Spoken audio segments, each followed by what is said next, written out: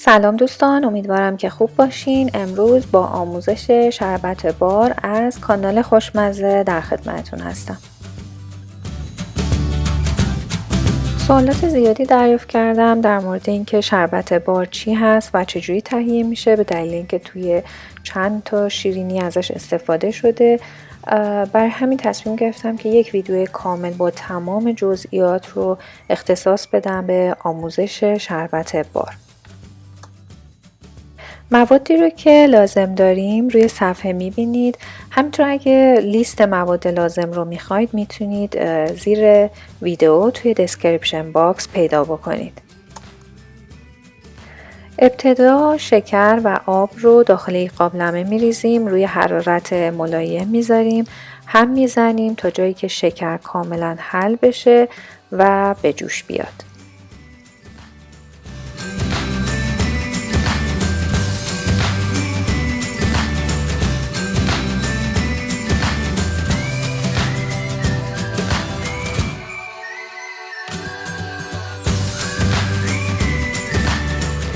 نکته‌ای که اینجا مهم هست اینه که شکر رو باید هم بزنید تا کامل حل بشه. اگر این کار رو نکنید شکر ته قابلمه میمونه و باعث شکرک زدن شربت و خراب شدنش میشه.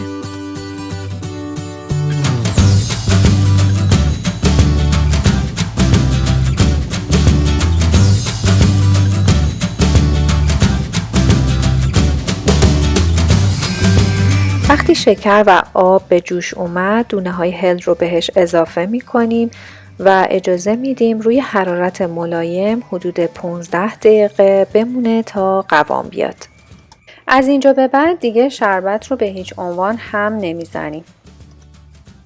توی این فاصله تا شربتمون قوام بیاد با استفاده از یک فرچه مرطوب اطراف ظرف رو چند باری تمیز می کنیم.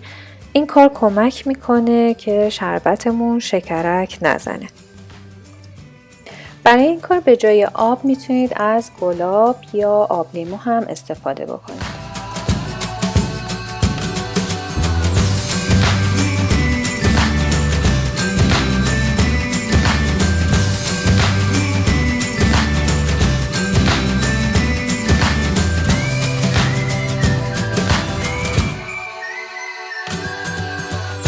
دوستان فراموش نکنید که کانال خوشمزه رو توی یوتیوب سابسکرایب کنید و پیج خوشمزه رو توی اینستاگرام و فیسبوک فالو کنید. بعد از حدود 15 دقیقه همونجور که الان توی فیلم میبینین حباب‌های ریز با سرعت کم روی شربتمون تشکیل میشه. این زمانی هستش که شربت دیگه آماده است. تقریبا دماش رو میتونیم بگیم که 110 تا 115 درجه سانتیگراد باید باشه. توی این زمان آب لیمو رو بهش اضافه میکنیم، اجازه میدیم یه جوش دیگه بزنه و دیگه زیرش رو خاموش میکنیم تا بقیه مواد رو بهش اضافه کنیم. به جای آب لیمو میتونید از نوک قاشق چایخوری جوهر لیمو هم استفاده کنید. بعد که زیرش رو خاموش کردیم گلوکوز مایع رو بهش اضافه میکنیم. اگر که میخواید این شربت رو برای هر چیز دیگه به غیر از زولبیا بامیه استفاده بکنید میتونید به جای گلوکوز از کورن سیرپ یا عسل هم استفاده بکنید، ولی برای زولبیا بامیه حتما باید از گلوکوز استفاده بکنید که این باعث تردی زولبیا بامیه میشه. اگر هم که هیچ کدوم از این موارد رو نخواستین اضافه بکنید میتونید 5 دقیقه به زمان قوام اومدن اضافه بکنید و این نکته رو بدونید که اگه برای زولبیا بامیه استفاده میکنید دیگه زولبیا بامیه‌تون اون شفافیت، تردی و موندگاری رو که باید داشته باشه نخواهد داشت.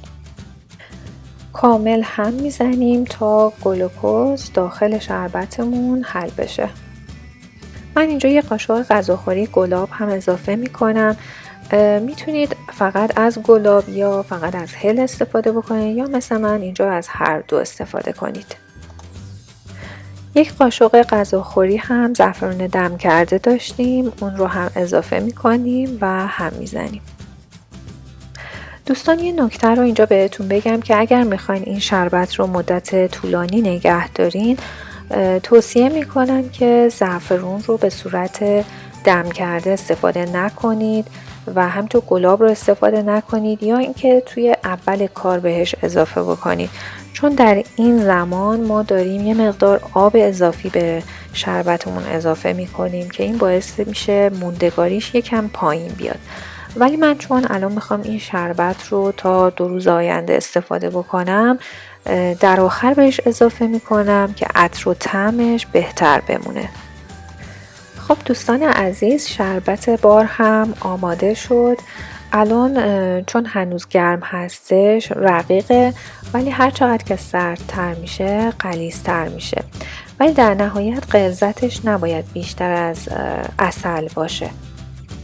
اگر که شربت رو درست کردین و بعد سرد شدن دیدین که خیلی غلیظ هست، این نشون میده که شما موقع قوام اومدن حرارت رو خیلی زیاد گذاشتین و یا بیش از اندازه روی حرارت مونده و شربتتون سفت شده. برای درست کردنش میتونید یه مقدار آب بهش اضافه بکنید و مجدد روی حرارت بذارید تا اون غلظت لازم رو به دست بیاره.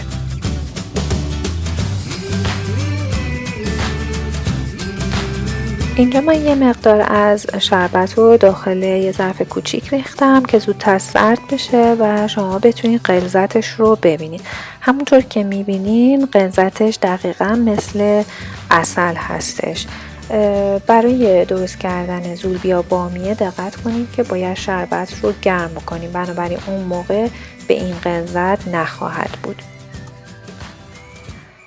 خب دوستان عزیز، اینم آموزش شربت بار. امیدوارم که خوشتون اومده باشه. تا ویدیوی آموزشی بعدی همتون رو به خدای بزرگ میسپارم.